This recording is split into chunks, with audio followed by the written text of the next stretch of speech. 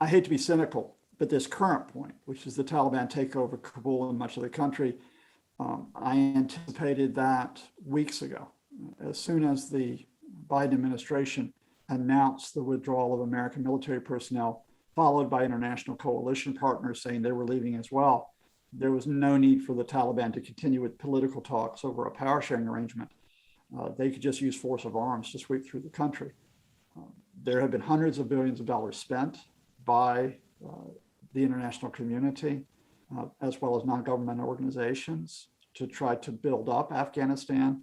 But at the end of the day, the Afghanistan government didn't have legitimacy with much of its people. It had not built up institutions. It was criticized for being corrupt, for being inept, and for being derelict in its duties. And I'm afraid that at the end of the day, once the international support was removed, that system fell like a house of cards. The wider implications, before we talk about what happens outside of Afghanistan, my starting point would be what happens inside the country to the Afghan people. 35 million population. Some of them will support the Taliban. Others will simply keep their head low now. Others will want things that the Taliban do not want. They'll want to maintain certain approaches to women's rights, to education, to health care, to social and political accountability that don't fit the Taliban's conception. What happens to them now? Do we return to that period of Taliban rule between 1996 and 2001? I have no answers there, but I think that's my first and foremost concern.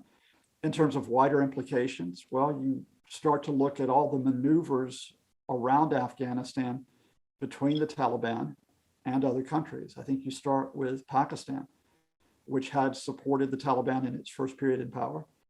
Does Islamabad renew links with the Taliban? Iran, significant in the west of Afghanistan, of course. They had had bad relations with the Taliban in the 1990s, to say the least. Then you go beyond them, you look at other regional countries, you look at the Gulf countries, who were amongst the few countries to recognize the Taliban 20 years ago. And you look at China, which only this morning has moved quickly, even quicker than I anticipated, to say that they will be recognizing the Taliban and want to work with them. Does this mean that Afghanistan and the Taliban become part of that wider Chinese economic and political move, the Belt and Road Initiative? And paradoxically, after having been central in Afghanistan since 2001, the United States is arguably on the sidelines. You know, the headlines today will talk about failure, and I think that's right.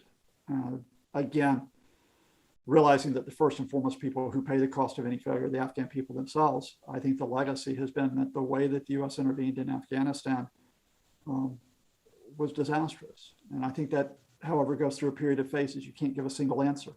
I think the way that the United States went in 2001 can be criticized when they removed the Taliban the first time for not thinking through the consequences of that operation.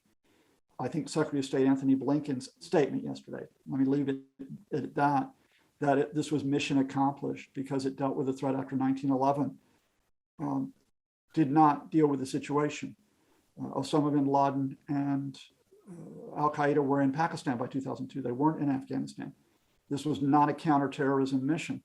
So if it was indeed a mission to build up Afghanistan in terms of its government and institutions, and I think you could say the Obama administration pursued that from 2009, it did not succeed. And I think you can say that between 2017 and 2021, the absolute chaos and unpredictability that was widespread within the Trump administration, but included an approach to Afghanistan, that meant 4 years of basically nothing being accomplished to deal with the realities as they were changing on the ground.